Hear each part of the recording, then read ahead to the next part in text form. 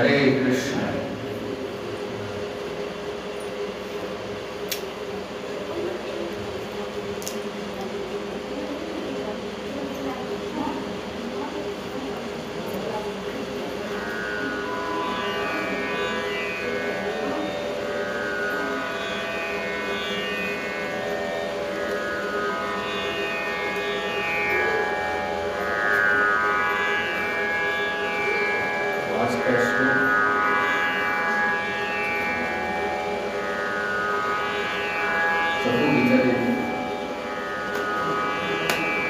दूसरा अध्याय का 42 श्लोक है ना।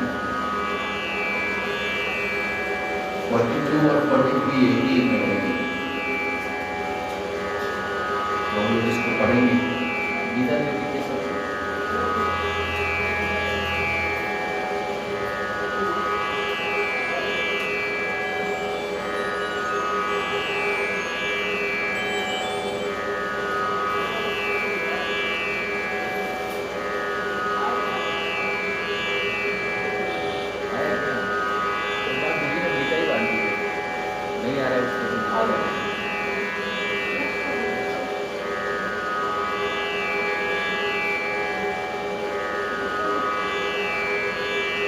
पीछे से बोलिएगा। यामिमा, ये सब पुष्पिता दिखाओगी, वाचम सब प्रवदन्ति कहते हैं, अविपश्चितः अल्पज्ञ व्यक्ति, वेदवादरतः वेदों के अनुयायी, पार्थ हे पार्थ, न कभी नहीं, अन्यथा अन्य कुछ, अस्ति है, इति इस प्रकार, वादिनः बोलने वाले, काम आत्मानः इंद्रिय तृप्ति के इच्छुक, स्वर्ग परा स्वर्ग प्राप्ति के इच्छुक, जन्म कर्म फल प्रदान उत्तम जन्म तथा अन्य सकाम कर्म फल प्रदान करने वाला, क्रिया विशेष भड़कीले उत्सव, बहुला विवेक, भोग इंद्रिय तृप्ति, ऐश्वर्य तथा ऐश्वर्य, गति प्रगति, प्रति की ओर। श्लोक इस प्रकार से सब लोग बोलेंगे। सबके पास गीता होंगे।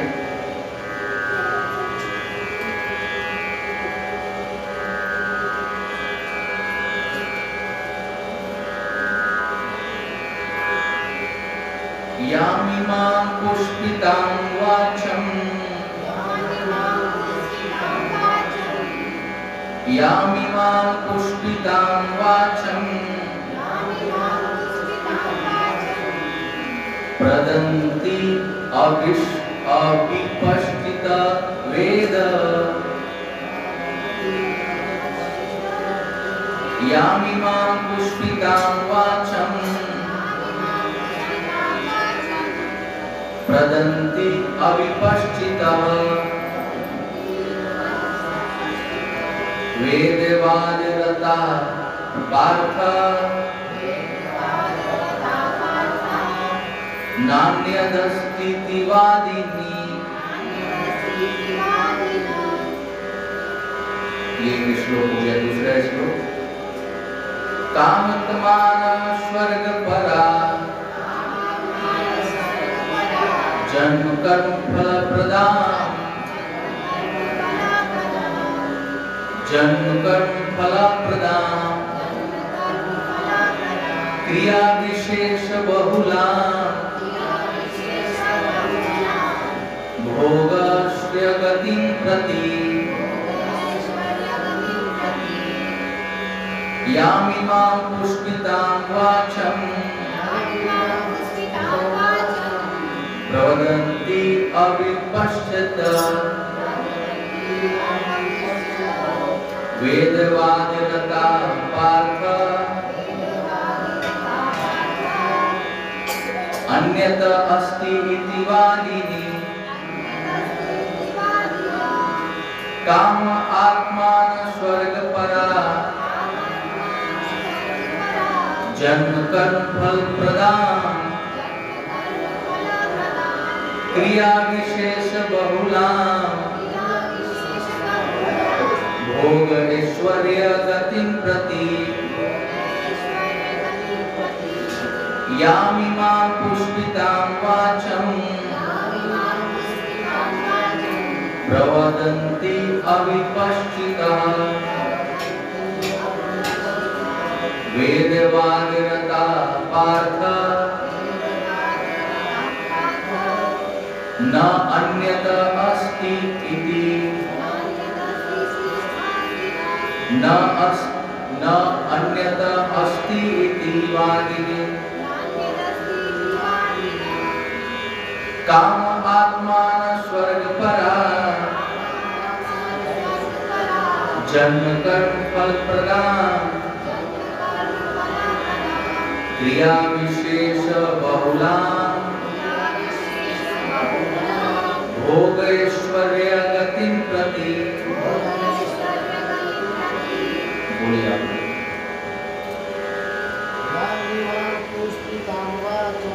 यामिमां पुष्पितां वाचं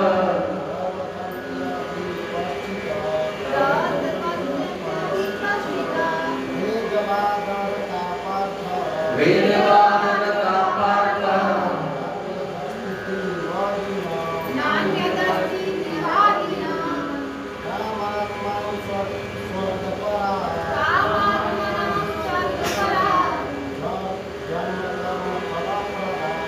जन्म कर्म फलप्रदां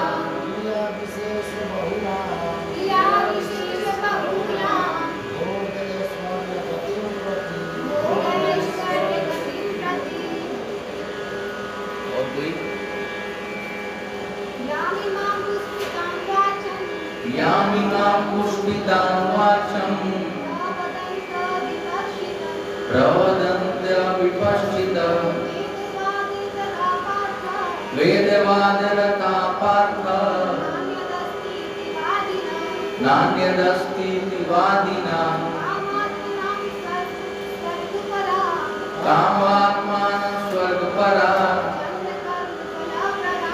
जन्म कर्म फलप्रदां क्रिया विशेष बहुला भोग ऐश्वर्य गतिं प्रति। ये इसका जो श्लोक का हिंदी है तात्पर्य इस प्रकार से अल्प ज्ञानी मनुष्य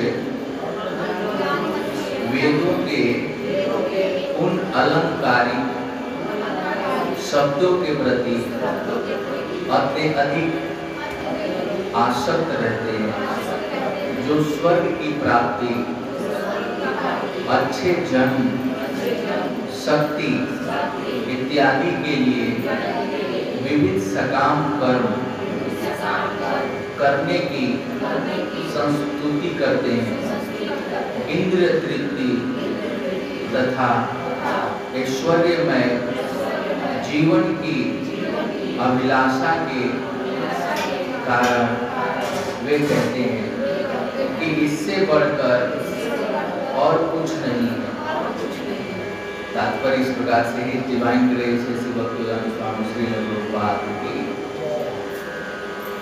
साधारणतः सब लोग अत्यंत बुद्धिमान नहीं होते और वे अज्ञान के कारण वेदों के कर्म कांड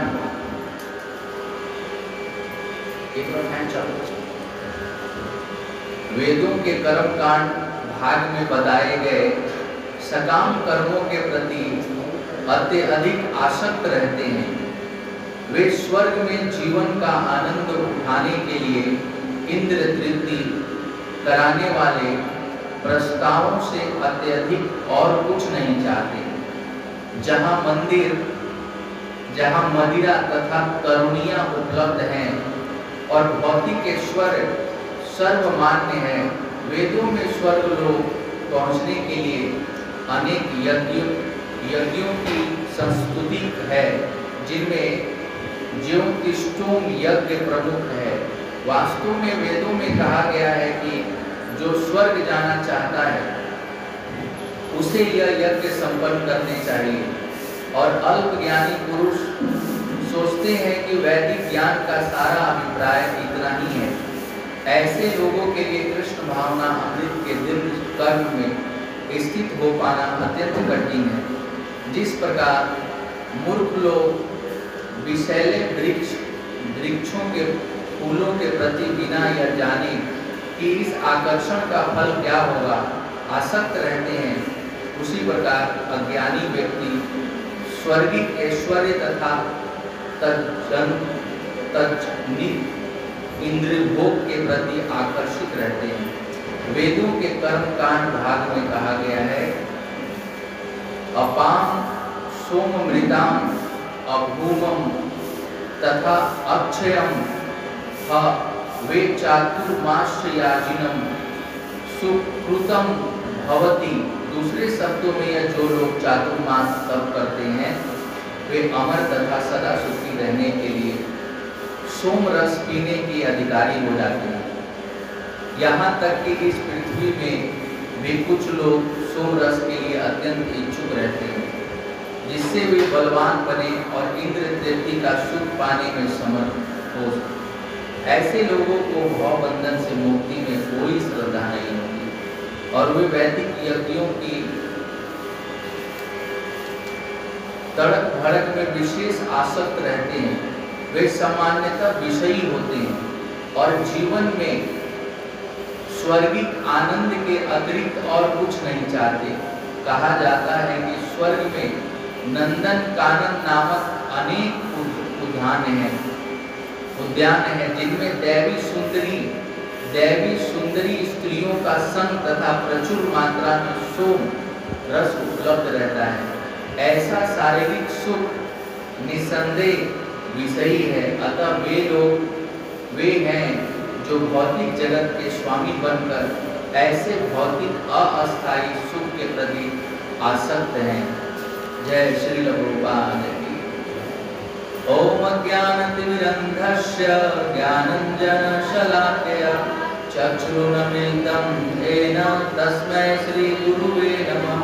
श्रीचैतन्यमनोभीष्टं स्थापितं येन भूतले स्वयं रूप कदा मह्यं ददाति स्वपदान्तिकं। वन्देऽहं श्रीगुरु श्रीयुतपदकमलं श्रीगुरून् वैष्णवांश्च श्रीरूपं साग्रजातं सहगण रघुनाथं तं सजीवं साद्वैतं सावधूतं परिजन सहित कृष्ण चैतन्य देवं श्री राधा कृष्ण पदान् सहगण ललिता श्री विशाखान्वितांश्च। हे कृष्ण करुणा सिंधो दीनबन्धो जगत्पते गोपेश गोपिका कांत श्री राधा कांत नमोस्तुते। तप्त कांचन गौरांगी श्री राधे वृंदावनेश्वरी वृषभानुसुते देवी प्रणमामि हरिप्रिये। वाञ्छाकल्पद्रुभ्यश्च कृपा सिन्धुरेव च पतितानां पावनेभ्यो वैष्णवेभ्यो नमो नमः। जय श्री कृष्ण चैतन्य प्रभु नित्यानंद श्री अद्वैत गदाधर श्रीवासादि गौर भक्तवृंद। हरे कृष्णा कृष्णा कृष्णा हरे हरे, हरे राम राम राम हरे हरे। नमो विष्णुपादाय कृष्ण कृष्णाय भूतले श्रीमते भक्तिवेदांत स्वामी नामिने। नमस्ते सरस्वती देवी गौरवाणी प्रचारिणे निर्विशेष शून्यवादी पाश्चात्य देश तारे, जगद्गुरु श्री भगवान की जय।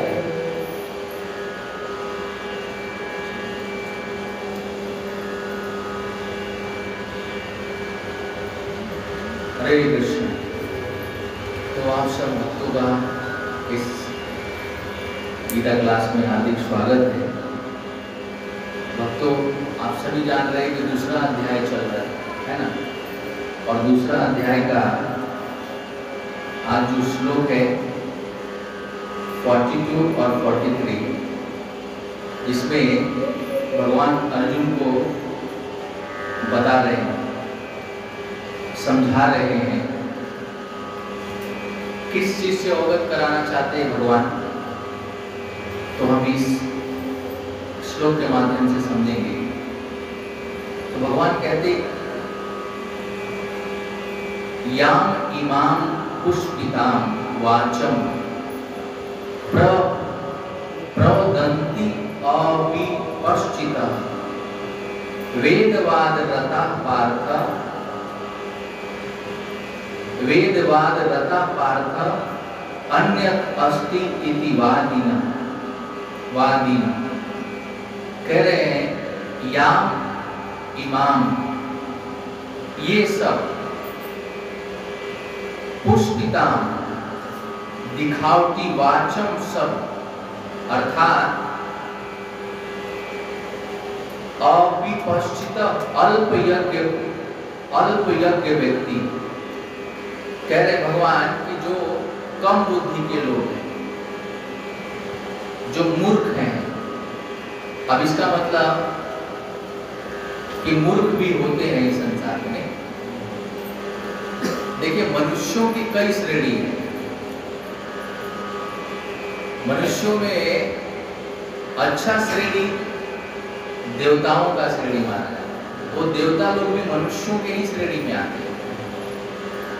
मनुष्य योनि के अंतर्गत ही देवता आते हैं, लेकिन उनका जो बॉडी है वह एडवांस क्लास का बॉडी है। जैसे मनुष्यों का बॉडी जो धरती पे रहते हैं, उनका बॉडी कीपैड मोबाइल जैसा है ना, और देवताओं का जो बॉडी है वो एंड्रॉइड फोन होंगे। है तो दोनों फोन, है तो दोनों बॉडी, बस फर्क क्या है कि एंड्रॉइड फोन में ज्यादा फैसिलिटी होता है नहीं, और जो कीपैड वाला है वो बहुत लिमिटेड अमाउंट है। तो उसी प्रकार से जो मनुष्य धरती पे है, उसका बॉडी का लिमिटेशन है, सब कुछ नहीं कर सकता इस बॉडी से। और इस बॉडी का विशेषता है कि इसमें पृथ्वी तत्व ज्यादा पाया जाता है, इसीलिए हमारे बॉडी का भार ज्यादा है। हम छत से कूदेंगे तो हाथ पांव बराबर हो जाएगा, दोबारा कूदने लायक नहीं। लेकिन देवता छलांग मारेंगे तो ऊपर ही बढ़ते जाएंगे, उनका हाथ पांव बराबर नहीं होता। और शास्त्रों में वर्णन है कि देवता जब इस धरती पे आते हैं तो इस धरती पर कदम नहीं रखते, समझ रहे ना? 1 फीट या 2 फीट वह धरती से ऊपर ही रहते हैं, कदम कभी नहीं रखते देवता इस धरती पर। जैसा आपने सुना है कि ये प्रचलन है हमारे खासकर बिहार में, किसी व्यक्ति को लोग बोलते हैं कि इसके ऊपर दुर्गा माई आई है। कभी सुना आपने? इसके ऊपर देवी जी आई हैं। अब जरा समझिए कि देवी जी अपना आसन छोड़ के इस मल मूत्र के टुकड़े पर आएंगी, बताइए। तब तो बोले प्रभु जी ये सब ड्रामाबाजी है ना? बोला हाँ, पक्का ड्रामाबाजी है। समझ रहे? तपस्या करके सिद्धि प्राप्त करना वो अलग बात है, लेकिन ये कहना कि हमारे बॉडी के ऊपर देवी जी का वास है, अरे भैया समझने की बात है कि आप देवी जी आपसे शक्तिशाली हैं, तो आपके बॉडी का सहारा लेके इस धरती पर आएंगे क्या? अब मतलब उनका बॉडी भी काम किसी काम का नहीं है, आपका बॉडी उत्तम है, हमारा बॉडी उत्तम है कि हमारे बॉडी का सहारा लेके वो प्रकट होंगे? ये मूर्खता है। तो भगवान यहाँ पर समझा रहे कि जो कम बुद्धि वाले हैं, अल्प ज्ञानी हैं, ये गीता प्रमाण देता है, प्रूफ देता है कि हम सब कम बुद्धि वाले हैं। भागवतम में तो लिखा ही है, मंद सुमंद मंद भाग्यो, मतलब कलयुग में क्या होगा? मंद मतलब गधा ही नहीं, गधों का सरदार पैदा होगा कलयुग। बोले इतना गधा होंगे, इतना मंद सुमंद, मंद तो होंगे, सुमंद विशेष रूप से गधा होंगे। तो उनका क्या क्वालिटी होगा कि ये भी नहीं समझ पाएंगे कि बाथरूम जाने के बाद हमें पानी का इस्तेमाल करना चाहिए, बॉडी का साफ सफाई करना चाहिए। इतना भी कलयुग में मालूम नहीं रहे, इतने गधे होंगे। तो कह रहे हैं अल्प ज्ञानी, और इसी गीता में भगवान ने कहा है तेसाम सततम युक्ता नाम भजताम प्रीति पूर्वकम। तो और क्या बोलते हैं? ददामी बुद्धि योगम। मैं क्या देता हूं? मैं क्या देता हूं? उनको बुद्धि देता हूं। अर्थात भक्तों इस बात को समझ लेना चाहिए कि हमारे पास बुद्धि नहीं है। तेसाम सतताम युक्ता नाम भजताम प्रीति पूर्वकम ददामी बुद्धि योगम तम। मैं बुद्धि देता हूं। किसको बुद्धि देते हैं भाई? सबको देते हैं क्या? नहीं। भजताम प्रीति पूर्वकम, मुझे जो प्रेम से भजता है अर्जुन, मैं उसको बुद्धि प्रदान करता हूं। इसका मतलब ये है कि बुद्धि है ही नहीं, जब तक भगवान प्रदान ना करें तब तक तो हमें बुद्धि आ नहीं सकती कि करना क्या है, क्या नहीं करना है। बस एक ही चीज मालूम है, खाओ पियो मौज करो। नहीं, जब तक जियो घी पियो। चाणक्य पंडित का सुना है, वो चरवाहा का सुना है ना आपने, कि जब तक जियो घी पियो कर्जा लेके, ऐसे कुछ है ना। हाँ, सुख चैन से जियो और कर्जा लेके घी पियो, और मरने के बाद जो होगा देखा जाए। कौन देखा है? तो आजकल इसके फॉलोअर ज्यादा हो गए हैं कलयुग में। नहीं, सब के जुबान पर यही मैटर आता है कि प्रभु जी कौन देखा है नर्क स्वर्ग, खाओ पियो ऐश करो। आप नहीं देखे तो इसका मतलब कि नर्क स्वर्ग नहीं है। आप हवा को नहीं देख रहे तो इसका मतलब हवा नहीं है। आप भगवान को नहीं देख रहे तो इसका मतलब भगवान नहीं है। नहीं महाराज, है। जैसे हमने अपने परदादा को नहीं देखा, देखे हैं हम लोग, परदादा के परदादा को नहीं देखा है ना। बोलो जय श्री जगन्नाथ बलदेव सुभद्रा महाराज, है कि नहीं? बोलो है, तभी तो हम लोग हैं। कोई ये कह दे कि हम अपने परदादा को नहीं मानेंगे, बहुत ही तो गड़बड़ मैटर है। क्यों नहीं मानोगे? क्योंकि हमने देखा ही नहीं अपने परदादा को। हम पिताजी को देखे हैं, बस पिताजी को मानेंगे। अरे महाराज, परदादा थे तभी दादा आए, दादा के बाद पिताजी आए, पिताजी के बाद तुम आए हो। नहीं, तो भगवान कह रहे हैं इमाम याम इमाम पुष्पिताम वाचम। कह रहे अर्जुन, अल्प ज्ञानी मनुष्य वेदों के उन अलंकारिक शब्दों के प्रति अत्यधिक आसक्त रहते हैं। अल्प ज्ञानी, कम बुद्धि वाले लोग, जिनको नॉलेज कम है, ज्ञान कम है। नहीं, जिनको ज्ञान कम है वो वेदों के अलंकारिक शब्दों, देखिए भगवान बड़ा ही सुंदर शब्दों का इस्तेमाल कर रहे हैं, अलंकारिक शब्दों के प्रति अत्यधिक आसक्त रहते हैं, जो स्वर्ग की प्राप्ति, अच्छे जन, शक्ति इत्यादि के लिए विविध सकाम कर्म करने की संस्तुति करते हैं। अगर आप विचार करिए कि हम लोग जब भक्ति में नहीं थे तो हम लोग इतना ही सुनते थे कि स्वर्ग होता है और नरक होता है, बात सही है ना? अब जब भजन करेंगे तो स्वर्ग में जाएंगे, अच्छा काम करेंगे तो स्वर्ग में जाएंगे। वैकुंठ भी बहुत कम लोग ही जानते हैं। 90% मनुष्यों में से कम लोग बोलते हो कि वैकुंठ जाओगे, लेकिन अधिक से अधिक परसेंट, कम लोग 90% लोग बोलते हैं कि स्वर्ग जाओगे, अच्छा काम करोगे तो स्वर्ग जाओगे। और मुसलमान लोग क्या बोलते हैं? जन्नत में जाओगे।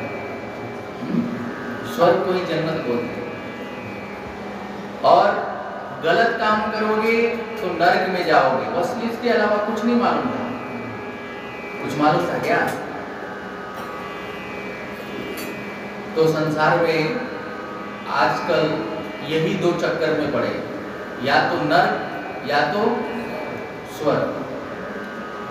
अच्छे अच्छे व्यक्तियों को आप देख सकते हैं, कोई बोले भैया अच्छा कर्म करो स्वर्ग में जाओगे, स्वर्ग में जाओगे, स्वर्ग में जाओगे, लेकिन भगवान बता रहे हैं कि स्वर्ग में जाने के बाद वैसे ही स्थिति होती है जैसे आप फिल्म देखने थिएटर में जाओ। और थिएटर में जाइए, आपका टिकट है, टिकट का ड्यूरेशन है 9 से 12। अगर 12 से पार हुआ तो वो आपका सीट क्या हो जाएगा? खाली हो जाएगा ना। बोले नहीं मैं अब यहीं रहूंगा, तो थिएटर वाले आपको धक्का मार के बाहर निकाल लेंगे। बोले भैया तुम्हारा 9 से 12 ही था टिकट, तुमने इतना ही पैसा दिया था, अगर और रहना है तो 12 से 3 लो और टिकट खरीदो। तो महाराज स्वर्ग में भी ऐसी ही स्थिति होता है। आपने जितने का टिकट खरीदा है वहां जाएंगे तो टिकट दिखाना पड़ेगा कि 9 से 12 का टिकट है हमारा, अर्थात इतना हमने पुण्य किया है और इतना से इतना दिन तक हमारा रहने का ठिकाना है स्वर्ग। तो उसके बाद क्या होगा? जैसे ही आपका पुण्य खत्म, फिर वहां से धक्का मार के भगा देंगे लोग, समझ रहे ना? तो ये स्वर्ग की स्थिति है। लेकिन भगवान कहते हैं, भगवान गीता में बता रहे हैं बहुत ही सुंदर, न तद भाष्यते सूर्यो न शशांको न पावक। मेरा जो धाम है, अर्जुन को कह रहे हैं कि मेरा जो धाम है वह न सूर्य से न चंद्रमा से किसी से भी प्रकाशित नहीं होता। न तत् भाष्यते सूर्यो न शशांको न पावक यद गत्वा न निवर्तन्ते तद्धाम परमं मम। अर्जुन मेरे धाम का फीचर देखो, क्वालिटी देखो। अगर एक बार तुम वहां चले जाओगे तो यद गत्वा न निवर्तन्ते, वहां से वापस नहीं आना होगा। समझ रहे ना? अर्थात आप वहां पे बिंदास रह सकते हैं। देखिए भक्तों, हम सभी एक समय भगवान के धाम में थे, हमारा वही परमानेंट घर था और हमारा वहां पर कुछ ना कुछ रोल है।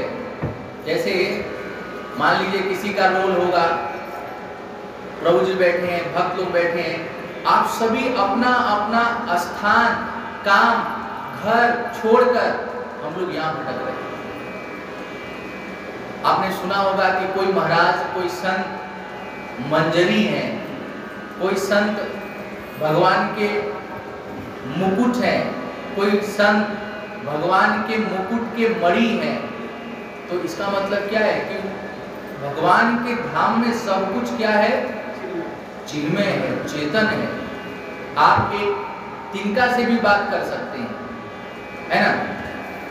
तो उसी प्रकार से हमारा जो आइडेंटिफिकेशन है, ये जो हम बना के घूम रहे हैं, वो हमारा नहीं है। हम वहां पे अपना छोड़कर सब कुछ आए हैं। अब जैसे ही भजन करेंगे, जब ये शरीर छूटेगा तो फिर अपने अस्तित्व को प्राप्त हो जाएंगे। वहां हमारा सेवा फिर से शुरू हो जाएगा, अपना घर मकान मिल जाएगा। उस बंगले में ताला मारा हुआ है और भगवान बाट देख रहे, राह देख रहे कि कब आएगा ये।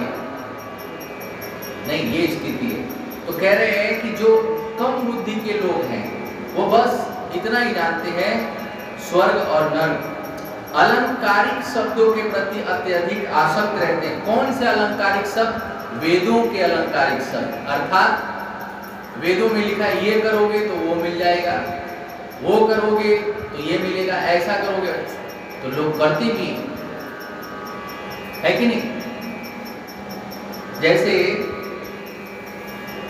कितने लोग ऐसे होते हैं कि महाराज बिजनेस में सक्सेस नहीं मिल रहा है, तो कोई बाबा के पास जाएंगे तो वो बोलेगा कि यज्ञ करना पड़ेगा, तो वेदों का मंत्रों का उच्चारण करेगा। आप देखेंगे वेदों का मंत्रों का उच्चारण करेगा ताकि इनको अच्छा गति प्राप्त हो सके। विभिन्न सकाम कर्म करने की संस्तुति करते हैं इंद्र। और तो ये सारे काम करते क्यों हैं? क्यों हम स्वर्ग चाहते हैं? क्योंकि स्वर्ग में भोग विलास है, वहां पे अप्सराएं हैं, और वहां पे एक नहीं, दो नहीं, कई सारे अप्सराएं हैं। और जिसके साथ आपको रहना है आप रहिए, कोई रोक टोक नहीं है। वहां पे लाइसेंस नहीं लेना पड़ता है। स्वर्ग में कोई प्रॉब्लम नहीं है। वहां ऐसा बनाया गया, भोग विलास करो। यहाँ तो इस धरती पर लाइसेंस लेना पड़ता है। लाइसेंस लेने के लिए कम से कम 10 लाख खर्चा करना पड़ता है। नहीं, अरे भाई टेंट बनवाओ, वो बैंड बाजा वाला बुलवाओ, है कि नहीं? बारातियों को बुलाओ, खाना व्यवस्था करवाओ, मारा पीटी करवाओ, शराब का व्यवस्था करो। ये किस लिए किया जाता है? लाइसेंस लेने के लिए। देखो दुनिया वालों, आज से मैं इसको क्या करता हूं? स्वीकार करता हूं। इसका जिम्मेवारी मेरा और मेरा जिम्मेवारी उसका नहीं। तो इस प्रकार से स्वर्ग में बहुत भोग विलास है। तो इसीलिए जो कम बुद्धि के लोग हैं वह स्वर्ग की तरफ, या वेदों में जो बताया गया है कि सुबह शाम उल्टे हेड नीचे और पैर ऊपर करके जल देने से क्या मिलेगा? आपको धन वर्षा होगा। तो वो सब करने लग जाता है। नहीं, एक हमारे रिलेटिव मिले तो बोल रहे थे कि आप ये बृहस्पतिवार फास्टिंग कीजिए। तो मैंने उससे क्या होगा? बोला बृहस्पतिवार विष्णु भगवान का है। तो मैंने कहा मैं क्या दरिद्रा बाबा का पूजा करता हूँ? समझ रहे ना? अरे भैया, भगवान कृष्ण कौन है? अब देखिए कितना बड़ा मूर्ख है वो। कह रहा है कि बृहस्पतिवार का व्रत कीजिए, इससे क्या होगा? तो धन वर्षा होगा। समझ रहे? तो मैं कहा कि मैं अभी किसका पूजा कर रहा हूं? तो बोला मैं मानता हूं कि आप कृष्ण का भजन करते हैं, लेकिन एक शब्द जोड़ देगा, लेकिन। अरे आगे तो बोलो। नहीं बोलते। लेकिन ये संसार वालों का, ये जो मूर्ख लोग हैं ऐसे बोलते हैं, मानता हूं ये सत्य बात है, लेकिन जुड़ेगा कि नहीं जुड़ेगा? तो इस प्रकार से हमें समझना चाहिए कि जो भोग विलास वाले, इंद्र तृप्ति करने वाले लोग हैं, जो इसका अभिलाषा करते हैं, वो वेदों में दिए गए जो भी उपाय है उसको फॉलो करते हैं, दृढ़ता के साथ फॉलो करते हैं 100%। जब हम लोग गीता बांटने जाते हैं तो लोग को बोलते हैं महाराज हम लोग पूजा पाठ करते हैं, 12 बजे खाता हूं मैं। तो 12 बजे तक क्या करते हो? तो पहले जाकर जल देता हूं, ये वरम जी तक, उसके बाद फिर जाके जल देता हूं, जितने भी गांव के देवी देवता हैं सबको जल देके फूल अर्पित करके लचदाना का भोग लाकर आता हूं, उतना ही में 12 बज जाता है तब खाना खाता हूं। तो आप तो महाराज बहुत बड़े संत हैं। नहीं, कितने लोग ऐसे होते हैं कि चींटियों को वो डालते हैं, चीनी डालते हैं, चींटी सबको चीनी डालते हैं। तो ये सब से क्या होगा? पुण्य अर्जित होगा, और इस पुण्य से कहां तक जाएंगे आप? स्वर्ग तक जाएंगे, उससे आगे नहीं जा सकते। और लोग बड़ा इसमें इंटरेस्ट लेते हैं। जैसे आप एक पॉइंट समझ सकते हैं, छठ आने दीजिए, दुर्गा पूजा आने दीजिए, आप उसमें देखिए भक्त है,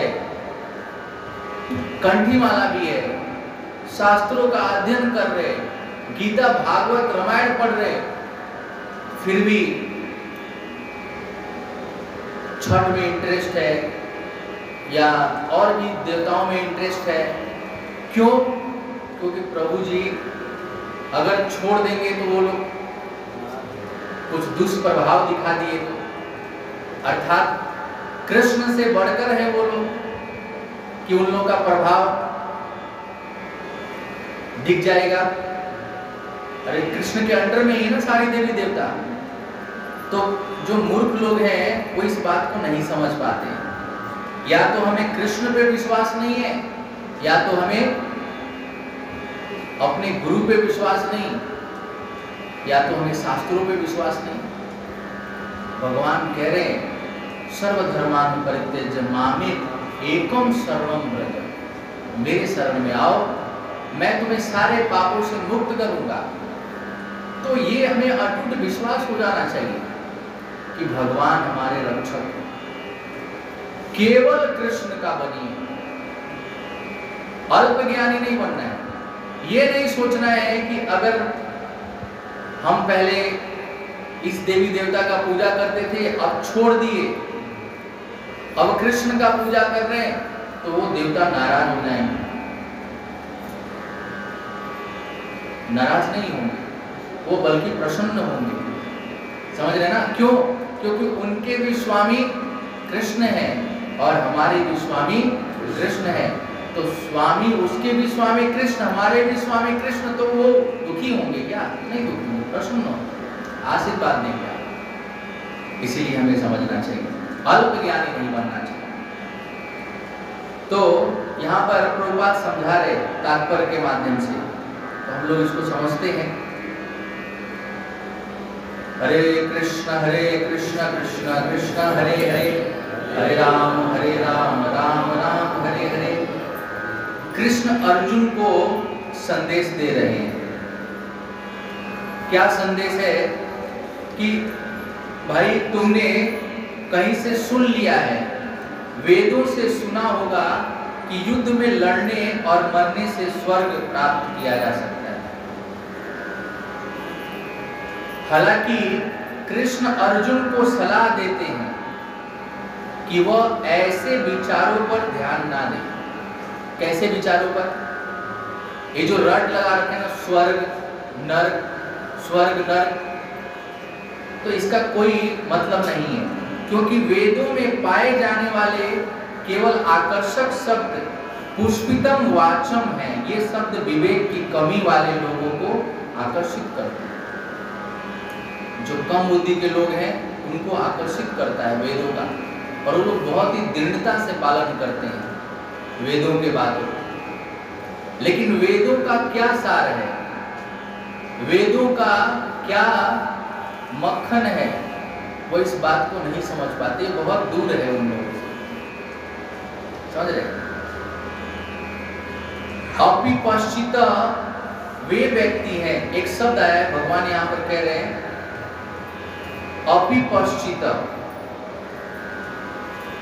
अपिपश्चित का मतलब है वे व्यक्ति जिनमें विवेक नहीं होता। बुद्धि तो है, इसीलिए इसका नाम क्या पड़ा? खोपड़ी, जो खोई पड़ी है, इसीलिए इसका नाम खोपड़ी है। वे व्यक्ति जिनमें विवेक नहीं होता और वे गलती से मानते हैं कि वेद केवल भौतिक भोग की खोज के बारे में सिखाते हैं। वे वैदिक साहित्यों के गहरे सार को समझे बिना अनुष्ठानों और बलिदानों में तल्लीन हो जाते हैं। वेदों का क्या सार है? वेदों का सार है भगवान का शरण ग्रहण करना, है कि नहीं? भगवान के नाम का जप करना।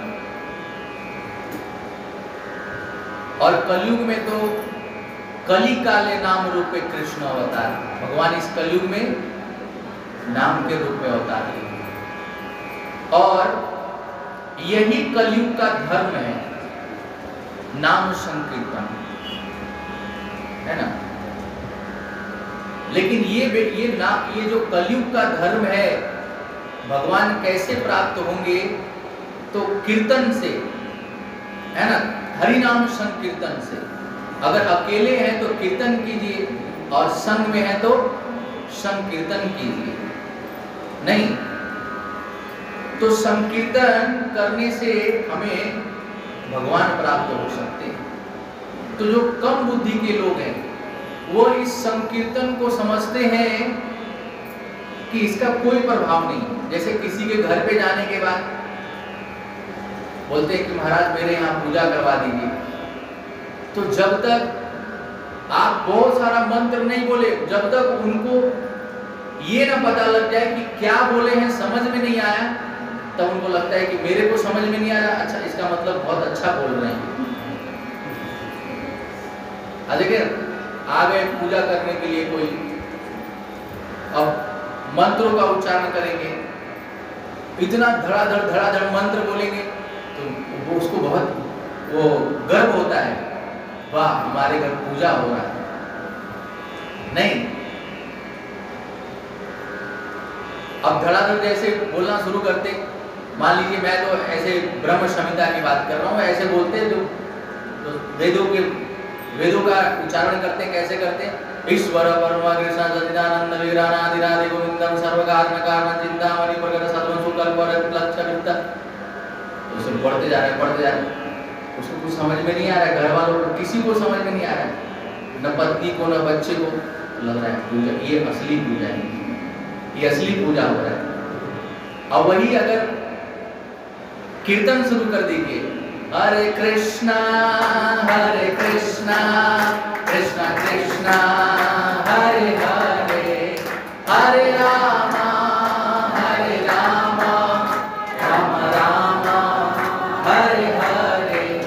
सब एक बच्चा को घर वाले को समझ में आ रहा है, स्त्री भी समझ रही है, बूढ़ा भी समझ रहा है, जवान भी समझ रहा है, बच्चा भी समझ रहा है कि ये लोग गा क्या रहे हैं, बोल क्या रहे हैं। उनको लगे ओ पूजा हुआ नहीं अच्छा से, पूजा हुआ नहीं अच्छा से। तो अब यहाँ पे क्या कहलाएगा? ये बुद्धिमान कहलाएगा या कम बुद्धि वाला कहलाएगा? कम बुद्धि कहलाएगा। ये हमने प्रैक्टिकली देखा है। अरे असली पूजा तो आप कराए ही नहीं, तो क्या था पूजा? आप केवल हरे रामा हरे कृष्णा कर दिए, इसी से पूजा हो जाएगा। वो क्या चाहता है? वेदों का अलंकारिक शब्द सुनना चाहता है, नहीं, वेदों का मंत्रों का उच्चारण सुनना चाहता है, तब उसको संतुष्टि होता है कि यस अब पूजा हुआ है। लेकिन वास्तविकता क्या है? वास्तविकता क्या है? हरि नाम संकीर्तन कली काले नाम रूपे कृष्ण अवतार, ये बुद्धिमान ही समझ सकते हैं। अल्प ज्ञानी किसके चक्कर में रहेंगे? वेदों के अलंकारिक भाषा। महाराज, भगवान के नाम का जो कलयुग में दिया गया है, इसका बहुत ही महिमा है ना।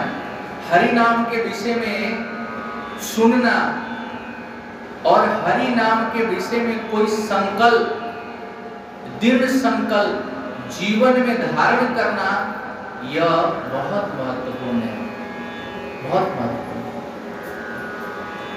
श्रील प्रभुपाद जी कहते हैं, हमारे प्रगति में, ध्यान से सुनिएगा, हमारे प्रगति में 99% जीवन में हम किस भाव से नाम पुकारते हैं, किस भाव से नाम पुकारते हैं, किस स्तर पे हम जप करते हैं, इस पर निर्भर है। बाकी सब सेवा बस 1% है। अब देखिए, आप प्रभुपाद कह रहे हैं, हम किस पे ज्यादा फोकस करते हैं? 99% वाला को हल्के में ले रहे हैं और 1% वाला को ज्यादा बढ़ावा दे रहे हैं। फिर से इस शब्द को सुन लीजिए, प्रभुपाद क्या कहते हैं? हमारे प्रगति में 99% जीवन में हम किस भाव से नाम पुकारते हैं, किस स्तर पे हम जप करते हैं, इस पर निर्भर है। क्या? 99%। बाकी सब सेवा बस 1% है। हमारे प्रगति का 99% किस पे डिपेंड है? बोलिए जोर से। नाम जप पे, भगवान के नाम उच्चारण पे। हरे कृष्णा कृष्णा कृष्णा हरे हरे, हरे राम राम राम हरे हरे। इस पे डिपेंड है। आपका 99% प्रगति इस पे डिपेंड है, और बाकी सब जो सेवाएं हैं वो 1%।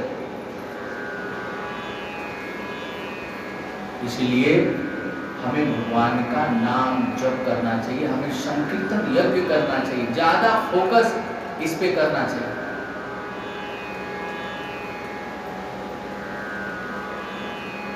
ये शिव पुराण में एक श्लोक आता है, उसमें ये वर्णन है, अग्निश्च शीतताम यताम जलम च अस्थलाम गतम, अस्थलम च जलताम याताम विषम च अमृताम गतम, शस्त्राणि पुष्प भवाम च हरेर नाम कीर्तना। कह रहे हैं, अग्निश्च शीतताम यताम, अग्नि जो है ना, आग लगा हुआ है, वो भी भगवान के नाम कीर्तन से शीतताम, शीतल हो सकता है, शांत हो सकता है। अग्निश्च शीतताम यताम जलम च अस्थलाम, अस्थलताम गतम, जल है, भगवान के नाम संकीर्तन से वो जल किस क्या बन सकता है? अस्थल बन सकता है। जल जो है वो अस्थल बन जाएगा। और आगे इसमें वर्णन है, अस्थलम च जलताम यताम, और अस्थल भगवान के नाम संकीर्तन करने से अस्थल जो है क्या बन जाएगा? जल बन जाएगा। आप देखते हैं जितने भी तीर्थ स्थान है उसमें भगवान के चरण चिन्ह है, या और भी ब्रजवासियों का चरण चिन्ह है। ऐसा क्यों है? क्योंकि भक्ति के प्रभाव से पत्थर भी क्या हो गया? पिघल गया। और शस्त्राणि पुष्प भवाम च हरे नाम कीर्तनात्, शस्त्र भी अगर कोई आपके ऊपर वार करे तो भगवान के नाम संकीर्तन से वो शस्त्र भी क्या हो जाएगा? पुष्प बन जाएगा। जैसे प्रहलाद महाराज को कितना मारने का प्रयास किया है हिरण्यकश्यप, है ना? लेकिन प्रहलाद महाराज मरे नहीं। और एक विशेष बात है भक्तों, अमृताम गतम शस्त्राणि पुष्प भवाम। अमृताम अगर विष है और भगवान का नाम संकीर्तन के प्रभाव से वह विष भी किस में बदल जाएगा? अमृत में बदल जाएगा। इसका प्रमाण क्या है? इसका प्रमाण क्या है? वो है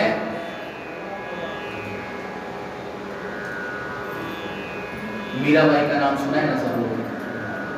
मीराबाई को विष दिया गया, लेकिन वो विष क्या बन गया? अमृत बन गया। किसके दम पर? भगवान के नाम के दम पर, है ना। और सबसे बड़ी बात है कि भगवान शिव हलाहल विष का पान किए थे कि नहीं किए थे? अब इसमें सोचने वाली बात है कि और कोई देवता विष का पान क्यों नहीं किया? और कोई देवता विष का पान क्यों नहीं किया जो समुद्र मंथन से निकला था? इसलिए नहीं किया कि शिव जी भगवान के नाम का निरंतर जप करते हैं। राम रमेति रमेति रमे रामे मनोरमे सहस्त्र नाम तत्तुल्यम राम नाम वरानने। भगवान शिव भगवान का निरंतर नाम जप करते रहते, राम राम राम, हरे कृष्णा कृष्णा कृष्णा हरे हरे, हरे राम भगवान का नाम जप करते हैं शिव जी। इसीलिए शिव जी उस विष को पान किए नाम के दम पर, भगवान के नाम संकीर्तन के दम पर विष का पान की। क्योंकि और देवता नहीं आया। क्यों? भगवान का नाम नहीं जप करते। भगवान का नाम नहीं जप करते तो श्रद्धा नहीं है भगवान में कि भगवान बचाएंगे कि नहीं बचाएंगे। तो भगवान शिव उस हलाहल विष का पान किए। बाहर से विष, बाहर से आप पिए विष और अंदर से निकला राम। विष और राम मिलकर बन गया विष राम। शिव जी के गले में विश्राम हो गया। बाहर से आया विष, अंदर से निकला राम, क्योंकि निरंतर राम नाम करते हैं। तो बाहर से आया विष, अंदर से निकला राम, और विष और राम मिलकर क्या बन गया? विश्राम। तो हम भी अपने जीवन में विश्राम चाहते हैं तो हमें क्या करना होगा? क्या करना होगा? हरे कृष्णा कृष्णा कृष्णा हरे हरे, हरे राम राम राम। हमारे भी जीवन में विष है कि नहीं? बोले हमें तो दिखाई नहीं दे रहा। कहाँ है विष? पहला विष काम, दूसरा विष क्रोध, तीसरा विष लोभ, चौथा विष मद, पांचवा विष मत्सर। ये सब विष है महाराज। और विष के कारण ही तो हम एक व्यक्ति का दूसरे व्यक्ति का निंदा करते हैं। विष भरा है, विष उगलते हैं। नहीं, जो विषैला व्यक्ति होता है ना, हमेशा विष उगलता है। और विष उगलने का मतलब कि हमेशा उनकी बुराई, उनका चर्चा, उनकी बातें, अपनी बातें कभी नहीं करेगा। केवल दूसरों की चर्चा। इस संसार में सब लोग दूसरे के बारे में ही सोच रहे हैं, अपने बारे में नहीं सोच रहे। तो हमें विष से अगर बचना है तो हमें भगवान के नाम का जप करना पड़ेगा, राम बोलना पड़ेगा, तभी विष मिलेगा। और राम के साथ जब मिलेगा तो हमारा भी विष क्या हो जाएगा? विश्राम हो जाएगा। विष प्लस राम, विश्राम। तो शिव जी के गले में विश्राम हो गया। विष का प्रभाव नहीं हुआ। क्यों? राम रमेति रमेति रमे रामे मनोरमे सहस्त्र नाम तत्तुल्यम राम नाम वरानने। भगवान शिव निरंतर भगवान के नाम का जप करते रहते हैं।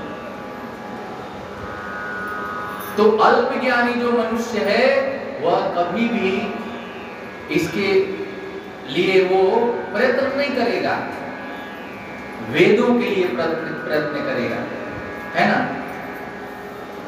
इसीलिए हमें विचार करना चाहिए। जब जैसे कोई व्यक्ति भगवान के नाम का जप करता है तो नाम ही हमारे अधीन हो जाता है, अर्थात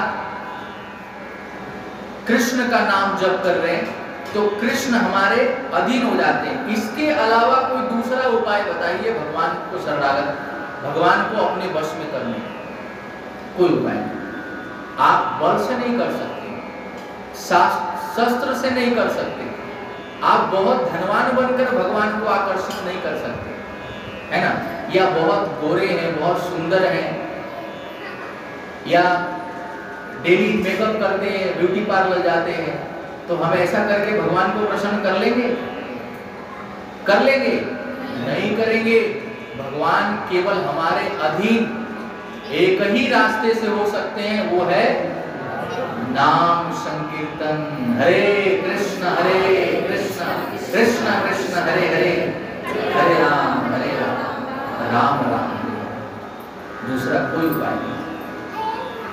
प्रभुपाद इसीलिए तो बोल रहे कि 99% हमारे प्रगति का किस पे डिपेंड कर रहा है? नाम जप पे, नाम संकीर्तन पे, और 1% बाकी सब सेवा जिम्मेवारी प्रभाव उसका। 1% प्रसाद बनाना, भक्तों को खिलाना, सेवा करना, भोग लगाना, ये सब 1% में आता है। और 99% हमारा प्रगति किस पे डिपेंड है? नाम जप पे, नाम संकीर्तन पे। इस बात को हमें समझ लेना चाहिए, है ना। इसीलिए हमें इसको समझना चाहिए, नाम संकीर्तन को बड़ा सीरियस लेना चाहिए, भगवान के नाम जप को बड़ा सीरियस लेना चाहिए, भगवान के नाम का जप करना चाहिए। तो जैसे ही हम भगवान के नाम का जप करते हैं वैसे ही नाम ही हमारे अधीन हो जाते हैं। जीव जैसे ही भगवान का नाम लेना शुरू करता है तो जीव कितना भी अधम क्यों ना हो, वह महात्मा बन जाता है, धर्मात्मा बन जाता है। और जैसे ही धर्मात्मा बनता है तो कृष्ण उसके नजदीक आते जाते हैं। और एक समय ऐसा आता है कि इतना नाम जप किया, इतना नाम जप किया कि कृष्ण उसका हाथ पकड़ के बोलते हैं, देखो मैं आ गया। ये नहीं कहना पड़ेगा दिखाओ कहाँ है कृष्ण, नहीं, तो भगवान के नाम का जप करना चाहिए। इस बात को समझ लेना चाहिए। प्रभुपाद बड़ा ही सुंदर एग्जाम्पल दे रहे थे। पतंग को आप सभी देखे हैं, और पतंग का जो डोरी है ना, तो प्रभु एक पतंग है, कृष्ण क्या है? पतंग है। और पतंग उड़ाने के लिए एक डोरी की आवश्यकता है। जैसे आप दूर से देखेंगे तो आपको पतंग ऐसा लगेगा कि वह स्वच्छंद है, लगेगा ना। दूर से देखेंगे तो लगेगा कि पतंग स्वच्छंद घूम रहा है, कोई उसको पकड़ा नहीं है। लेकिन परंतु जब पास आकर आप देखेंगे तो पता चलेगा कि उस पतंग पर एक डोरी लगी है, और जो व्यक्ति उड़ा रहा है पतंग, वह डोरी उसी के हाथ में है, अर्थात कृष्ण पतंग है और हम वो डोरी जो है नाम संकीर्तन है। और जब तक हम नाम जप करेंगे, कीर्तन करेंगे, तो वो पतंग हमारे बस में रहेगा। नाम लेना छोड़ देंगे, पतंग क्या हो जाएगा? स्वच्छंद है भाई, वो आजाद है ना। वो क्या है? आजाद है, वो कहीं भी जा सकता है, आपके बस में नहीं है। तभी तो बोला गया ना, जन्माधस्य यतो अनवयात् इतरतश्चार्थेषु अभिज्ञ सौराट् तेने ब्रह्म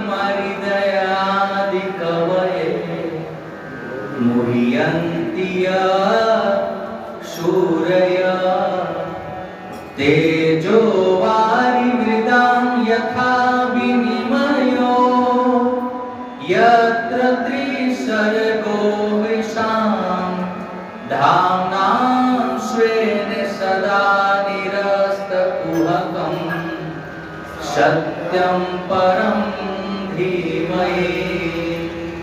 तभी तो कहा गया ना, सौराट, अभिज्ञ सौराट भगवान विशाल है, वो हमारे बस में आएंगे नहीं आएंगे।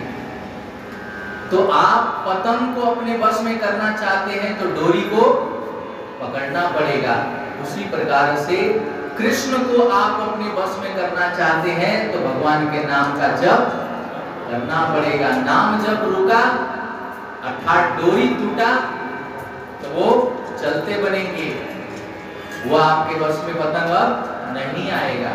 इसीलिए हमें भगवान उस डोरी रूपी भगवान के नाम का जप करना है, संकीर्तन करना है। हरे कृष्ण कृष्ण कृष्ण हरे हरे, हरे राम राम राम हरे हरे, है ना। तो लेकिन ये नाम संकीर्तन में संसार की रुचि नहीं है। किसी व्यक्ति को नॉर्मली हरे कृष्णा महामंत्र बोले जप करो इससे सब अमंगल दूर होगा, तो उसको विश्वास नहीं है। क्यों? क्योंकि वेदों के अलंकारिक शब्दों पे वो ज्यादा फोकस करता है। इसीलिए हम पूजा पाठ भी करवाते हैं तो ऐसे व्यक्ति को ढूंढते हैं जो क्या करे, वेदों के मंत्रों का उच्चारण करे, हमें उसमें विश्वास है। तो जो कामी है, इंद्र तृप्ति करना चाहता है, वह इस वेदों के अलंकारिक शब्दों पे ज्यादा फोकस करता है। क्योंकि वेदों में वर्णित है कि आप ये करोगे तो ये मिलेगा, वो करोगे तो वो मिलेगा। तो सब लोग अत्यंत बुद्धिमान नहीं होते हैं और वे अज्ञान के कारण वेदों के कर्मकांड भाग में बताए गए सकाम कर्मों के प्रति अत्यधिक आसक्त रहते हैं। वे स्वर्ग में जीवन का आनंद उठाने के लिए इंद्र तृप्ति करने वाले प्रस्तावों से अधिक और कुछ नहीं चाहते। अगर ये कहा जाए कि भगवान का भजन करो, भगवान का भजन करो, तो सोचेगा कि हमारा नौकरी लग जाएगा क्या, पैसा मिलेगा क्या, ये सब विचार करता है। लेकिन बोला निस्वार्थ भाव से भजन करो तो बहुत कम लोग टिकते हैं। नहीं कि प्रभु हमें कुछ नहीं चाहिए, आप चाहिए, ऐसे लोग तो बहुत कम मिलते हैं। तो यहाँ पर बात बता रहे हैं कि आनंद उठाने वाले, स्वर्ग में जीवन का आनंद उठाने वाले लोग, इंद्र तृप्ति करने वाले लोग, वह वेदों के प्रति आकर्षित होते हैं। लेकिन जो बुद्धिमान है, जो समझदार है, वह वेदों के सार के प्रति आकर्षित होता है। वेदों का सार क्या है? वेदों का सार क्या है? भगवान के नाम, भगवान के शरणागत हो जाना। और भगवान कौन है सभी जानते हैं, ये वेदों का सार है। सर्वधर्मान परित्यज्य मामेकं शरणं अहं त्वं सर्वपापेभ्यो मोक्षयिष्यामि मा शुचि। ये वेदों का सार है कि भगवान का क्या किया जाए, भजन किया जाए। कृष्ण ही भगवान है। तो इस प्रकार से इसमें वर्णन और भी किया जा सकता है, तो आगे के श्लोक में हम सुनेंगे, भक्त लोग बताएंगे। हरे कृष्ण कृष्ण कृष्ण कृष्ण हरे हरे, हरे राम राम राम हरे। तो कीर्तन करते हैं हम लोग।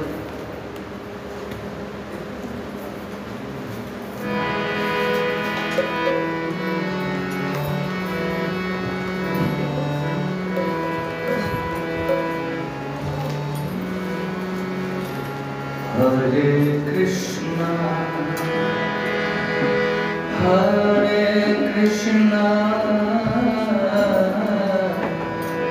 कृष्णा